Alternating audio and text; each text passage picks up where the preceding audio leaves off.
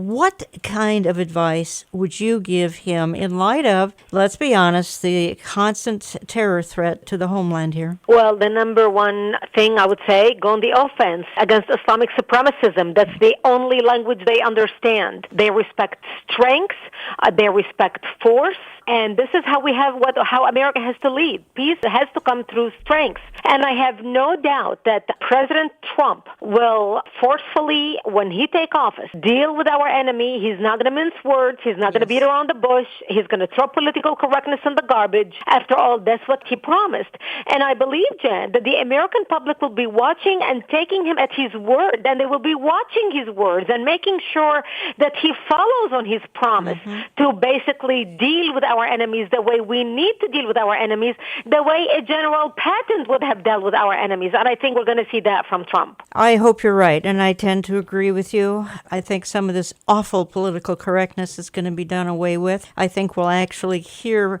coming out of the White House the term radical Islam, and it's sad commentary that we have to talk this way, Brigitte, but the PC has just really gotten to a lot of people, righteous people in America. He surrounded himself, Jen, also with amazing generals. I mean, when you look at the people that he put in his cabinet who are advising him on how to win this war, you know, we always used to say under President Obama that the generals had shackles around their ankles because the elected officials, the politicians on Capitol Hill, headed by President Obama, believed they knew more about winning wars than the generals did. Yeah.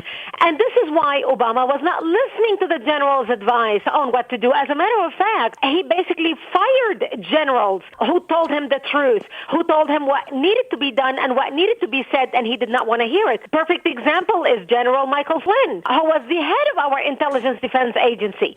And look where Flynn is right now. I mean, General Flynn is President Trump's national security advisor, so we know for a fact that President Trump is going to be getting the truth and is going to be getting advice from top generals in this country, like Mad Dog, who are going to say to him, this is what we need to do.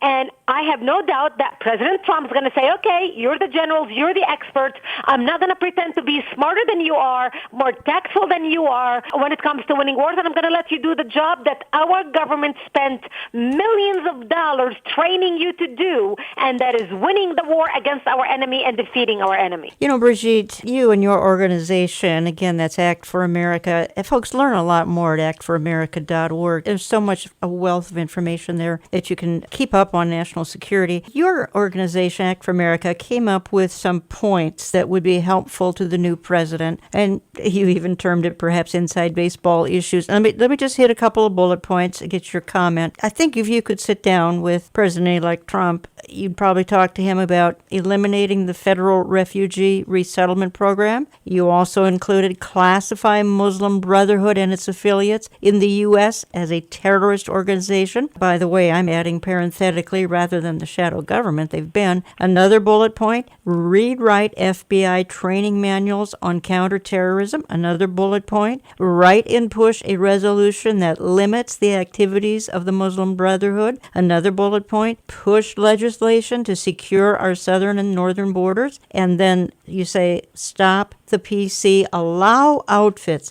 like CIA, FBI, TSA, DHS, Department of Homeland Security, Department of Justice, etc., to profile, which of course is what Israel does and is why Israel has had so few incidents, at least in the air, because they're profiling their passengers. Of all these bullet points I just outlined, and they come from your organization, I would have a hard time picking out the most important one. The one jumps out at me, rewrite FBI training manuals. Explain why. I know why, but you explain it. Well, this is actually one of the very important key points in fighting the war and winning against our enemies, the Islamic radicals, especially the jihadists who want to carry terrorist attacks here in America.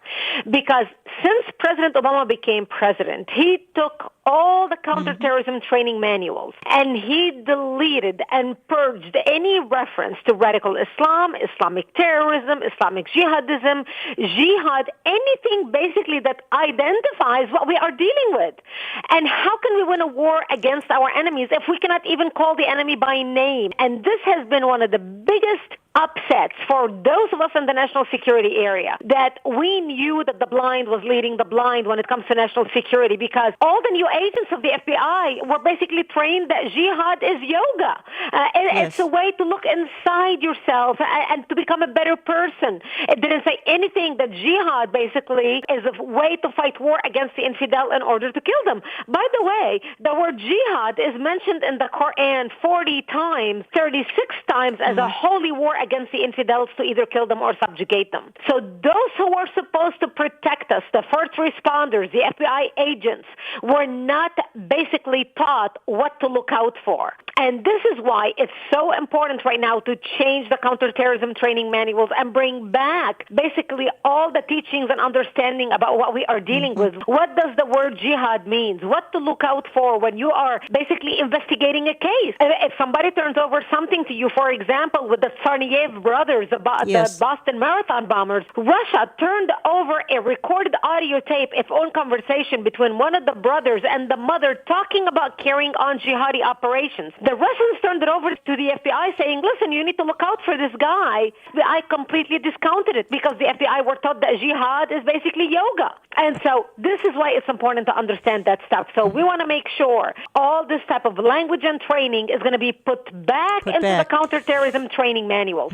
You're listening to Understanding the Times Radio, and I have on the line Brigitte Gabriel. You've heard her on the various news outlets, and you can learn more at actforamerica.org. But here's one I want to ask you about, because eliminate the federal refugee resettlement program. But Brigitte, that's great, but we have hundreds of thousands of Mideast folks here in the country already who live among us. I know, I'm in the Twin Cities. I know how many are here in my area, and they're scattered all around the country. Yes, they are, and that's another very important point. And we're not saying cut off all refugees from coming to America. We understand that there are going to be refugees. I mean, look at all the Christians that are the true persecuted people who actually need to escape, because the Christians cannot go to Saudi Arabia and seek refuge, but a Muslim can go to Saudi Arabia and seek refuge. So while the Muslims have many and plenty of countries around the world that they can go to while still practicing their faith, basically integrating into society that is exactly like theirs, identify with their ideology, Christians cannot immigrate to Indonesia. Christians cannot immigrate to Iran or to Saudi Arabia. So we're not saying cut off all refugee program. What we are saying is we need to cut off the refugee resettlement funding, especially from Islamic radical countries or countries who have connections to terrorism, until we can figure out who's coming into the country. And that is so important right now in America. Because right now, the United Nations decide what refugees come to America, not the United States. So the UN works with the State Department and bringing refugees to the United States. 9 federal agencies basically work with the State Department to resettle the refugees.